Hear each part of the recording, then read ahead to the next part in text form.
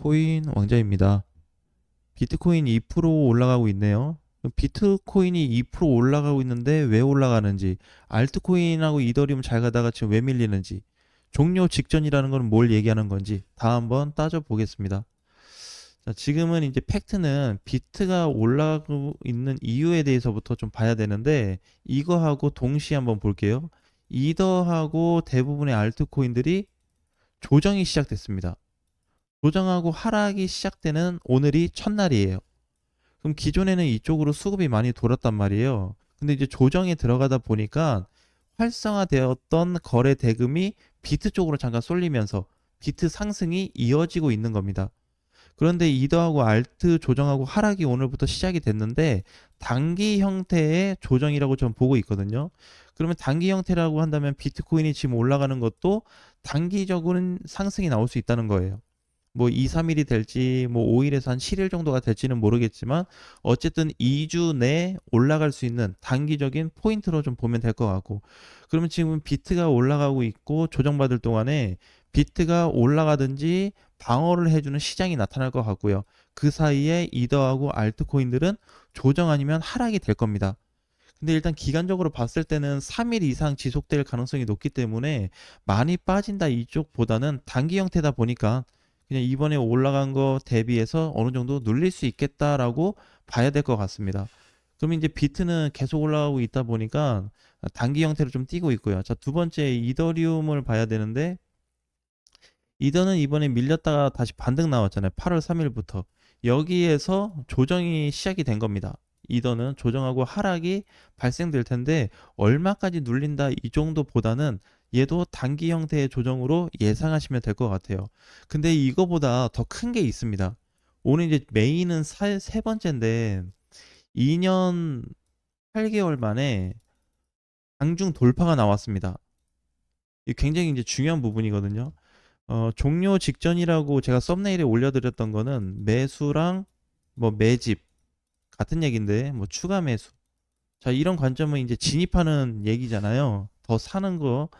근데 이게 이제 2년 8개월 만에 종료가 될 뻔했다고 저는 보고 있어요. 아직은 아닌데 될 뻔했으니까. 자, 문제는 뭐냐면 어제 장중에 이제 여기에 대한 돌파가 나타났어요. 이 돌파는 뭐냐면, 자, 이런 선이 하나 있습니다. 이 선은 2년 8개월짜리 선으로 보시면 돼요. 그래서 밑에서 올라오는 코인들이 이더리움도 여기 맞고 지금 첫날 조정, 알트코인들도 밀렸다가 이번에 다시 올라왔는데 여기 조정. 그래서 똑같이 지금 이더리움하고 포지션이 장중 조정으로 나타나고 있는 겁니다. 이게 장중에 뚫다 보니까 어떤 코인들은 이렇게 생겼고 캔들이, 누구는 이렇게 생겼어요. 자, 어쨌든 이제 장중에 2년 8개월짜리의 선을 넘어갔다 와준 게 팩트거든요. 근데 이게 어제 장중에 일어날 뻔했어요. 무슨 얘기냐면 그냥 터질 뻔했습니다. 막 하루에 30, 50, 70%짜리의 반등. 일부 해외 거래소에서는 이게 터지고 있습니다, 지금. 그래서 가장 중요한 메인 라인이 돼버릴 뻔했어요. 사실 불장 아닌 불장으로 봐야 되는 그런 상황까지 이어질 수 있었습니다. 그러니까 여기에서 지금 올라오고 나서 어쨌든 이더하고 대부분의 알트 쪽이 조정이 나타나고 있기 때문에 얼마만큼의 조정을 받고 재시도할 거냐가 중요할 것 같아요.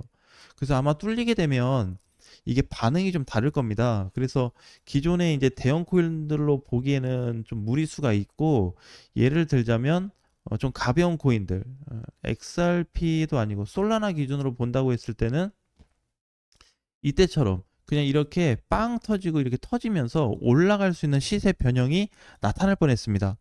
그래서 어제 시장이 밀리기 전까지는 굉장히 강하고 좋았어요. 그죠? 기존에 못 갔던 코인들도 찌끔찌끔 올라갔는데 잘 갔고, 한 4일에서 5일 연속 상승이 대부분 나왔거든요. 여기 솔라나 보면 이런 상승이 대부분 중소형 코인들한테도 많이 나왔습니다. 이제 그러다가 얘도 이제 윗골이 달렸잖아요. 그러니까 사실상 이게 만약에 이 구간을 뚫었다고 한다면 저도 좋게 보지 않았던 솔라나의 형태가 어떻게 나왔을지 알 수 없습니다. 그 포인트는 이제 과거로 좀 돌아봐야 되는데, 이때도 사실 초창기도 마찬가지예요. 상승이 되기 직전에 나타났었던 여러 형태의 증상들이 있는데 반등이 나왔다가 눌립니다. 이 눌리는 과정에 모든 게 발생하게 돼 있어요. 지금도 마찬가지예요. 사실 이 당시에 솔라나가 여기에서 그냥 뚫려버렸다고 한다면 미리 터질 수 있는 공간이 시간적으로 당겨지면서 빠른 시세가 나왔을 겁니다. 근데 이제 여기서 조정을 받고 여기서 결과적으로 재돌파가 나오면서 올라간 거거든요. 그러니까 여기를 비교해서 보면은 이 당시에는 돌파 실패. 대신에 꼬리가 있는 걸 과정에서는 장중 돌파는 시세는 나왔었다. 이렇게 보는 거고 이때 가서는 확고하게 돌파가 확정이 됐습니다. 거래도 동반이 됐고요. 그러면서 이제 완전한 돌파 시세가 나왔는데 돌파된 첫날 나왔던 시세가 솔라나 기준으로 종가는 36%, 장중에는 55%까지 나왔습니다. 굉장히 컸죠. 그러면 얘는 대형 코인이기 때문에 대형 코인 이 정도 나왔다고 한다면 알트 코인들은 그 이상의 시세를 나타냈을 거다라는 게 어제 얘기였어요. 그래서 이제 시장이 끝났다. 앞으로 하락장이 올 거다라는 종료 얘기가 아니고 이제 매집할 수 없다, 살 수 없을 거다라는 거에 대한 종료 얘기를 했던 겁니다. 그래서 이게 사실 발생할 뻔했어요. 그러면은 아직 뚫리지 않았네요. 그죠? 결론은? 그럼 뭔가 준비해 볼 수 있겠네요, 다시. 그래서 이번 조정이 마지막 지점이 될 겁니다. 그러니까 뭐냐면은 내가 예를 들어서 현재 가격은 여기에 있는데 내가 이 꼭대기에 물렸어요. 그러니까 뭔가를 할 수 있는 마지막 찬스 구간으로 보셔야 될 것 같습니다. 추가 매수를 하든 신규 매수를 하든 뭐 기존에 옛날 거 있던 거 뭐 물타기를 해서 작업을 하든지 간에 그 정도의 리스크를 감수할 거라면 반드시 리스크를 감수하는 조건으로 들어가야 되겠죠. 할 거라면 진입해서 이런 시세를 한번 노려봐야 될 것 같고 그게 아니라고 한다면 그냥 나는 부담스럽다. 물린 거 있다 그러면 그냥 그대로 가져가야 되겠죠. 시장이 끝날 때까지. 그래서 지금은 하락장이 오기 전에 시장 종료가 아니고 폭발적으로 터지기 직전에 종료를 말씀드린 겁니다.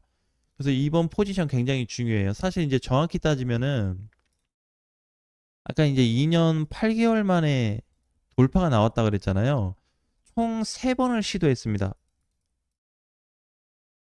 2년 8개월 동안 돌파됐다가 장중에 뚫었다나 그다음에 약간 넘어갔다가 아니면 근처에 갔다가 밀린 거 이런 식으로 다 따졌을 때 총 3번이 왔다가 이번에 밀린 거거든요. 그러면 여기가 고점이 될 수 있잖아요. 맞아요. 근데 이제 고점이 될 수 있는데 중요한 건 뭐냐면 여기 1번, 2번, 3번이라고 가정했을 때 1번, 2번과의 형태와 이때 당시의 고점하고 지금 3번 위치의 고점하고는 구조가 다릅니다. 왜냐하면 이때는 이제 비율이 점차적으로 떨어지고 있는 시점이었어요.